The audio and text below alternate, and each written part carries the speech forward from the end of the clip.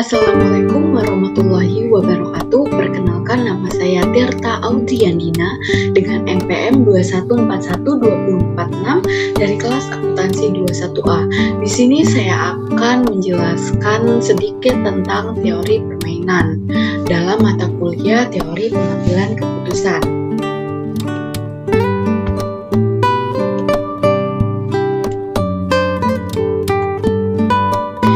Apa sih teori permainan itu? Nah, teori permainan adalah studi tentang interaksi strategis antara pemain yang memperhitungkan tindakan dan hasil dalam keadaan saling ketergantungan. Sejarah dan perkembangannya. Nah, teori permainan ini dimulai dengan John von Neumann dan Oscar Morgenstern pada tahun 1944. Dalam perkembangannya melibatkan kontribusi dari berbagai bidang ilmu. Konsep dasar dalam teori permainan. Permainan, tindakan, dan hasil. Teori permainan itu melibatkan permainan yang memilih tindakan berdasarkan strategi mereka yang pada akhirnya menghasilkan payoff atau keuntungan. Yang kedua ada strategi dan payoff. Pemain menggunakan strategi untuk memaksimalkan payoff mereka. Payoff itu adalah hasil atau nilai utilitas yang mereka peroleh dari interaksi permainan. Selanjutnya ada model permainan dalam teori permainan. Ada permainan matriks dan ada permainan sekuensial. Permainan matriks ini melibatkan permainan yang memilih tindakan berdasarkan perhitungan dari hasil dan strategi yang digunakan oleh pemain lainnya. Sedangkan permainan sekuensial itu melibatkan permainan yang secara bergantian memilih tindakan berdasarkan langkah sebelumnya dalam permainan.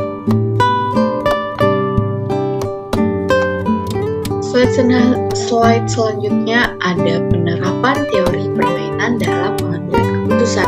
Yang pertama ada pengambilan keputusan dalam organisasi. Teori permainan ini digunakan dalam situasi seperti penetapan harga, alokasi sumber daya, dan strategi bisnis untuk mencapai efisiensi dan keuntungan maksimum. Yang kedua ada negosiasi dan konflik.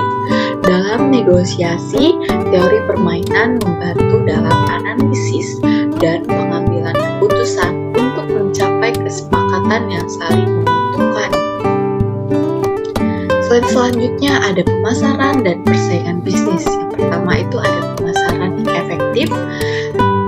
Teori permainan ini membantu dalam merumuskan strategi pemasaran yang efektif, seperti penetapan harga dan promosi produk. Yang kedua ada persaingan bisnis yang kompetitif. Penerapan teori permainan dalam analisis pasaran memungkinkan perusahaan untuk beradaptasi dan bersaing dengan strategi yang lebih efektif. Selanjutnya ada kritik dan kelemahan teori permainan. Batasan dan asumsi tersembunyi. Teori permainan ini seringkali membutuhkan asumsi yang sederhana dan terkadang tidak dapat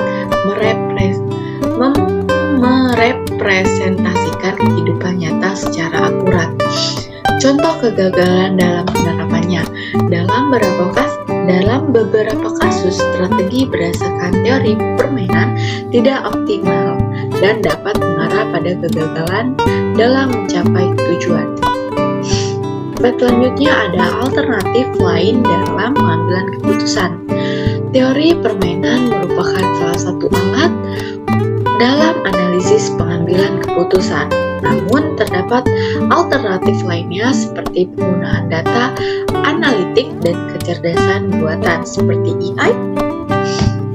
Segitu saja yang dapat saya sampaikan. Jika ada salah kata, saya mohon maaf karena saya masih belajar di sini. Saya akhiri, wabillahi taufiq wal hidayah. Wassalamualaikum warahmatullahi wabarakatuh.